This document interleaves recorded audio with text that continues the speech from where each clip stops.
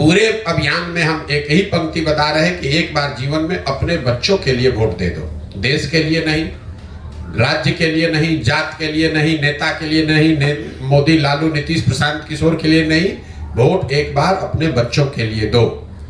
क्योंकि कई लोग कहता है भैया आप तो बात कर रहे हैं कि देश के लिए वोट नहीं दे रहे, तो बहुत खराब बात है। बिल्कुल ठीक बात है, आपको कैमरे पर कह रहा हूं। जो लोग कहते हैं कि देश के लिए वोट दे रहे हैं, अगर आपका बच्चा अनपढ़ है, बेरोजगार है, तो देश कमजोर हो रहा है कि उससे मजबूत हो रहा है? अगर पूरा बिहार का बच्चा अनपढ़ और गरीब है, बेरोजगार है, तो उससे देश मजबूत हो रहा है कि देश कमजोर हो रहा है? देश में प्रति व्यक्ति आए हैं 1,35,000, बिहार में प्रति व्यक्ति आए हैं 34,000 रुपया। अगर बिहार में बच्चों की आमदनी बढ़ेगी, यहाँ रोजगार आएगा, तो उससे देश उससे मजबूत होगा। अगर पूरा बिहार का आदमी गरीब रह जाएगा तो उससे देश भी नीचे आएगा, क्योंकि पूरे देश की 10% आबादी बिहार की है। इसलिए हम कह रहे हैं और डंके की चोट पर कह रहे हैं कि बिहार के लोगों के लिए समय है जब देश, राज्य, विचारधारा, जाति, नेता सबको छोड़कर एक बार अपने बच्चों की चिंता कीजिए। देश आगे बढ़ रहा है।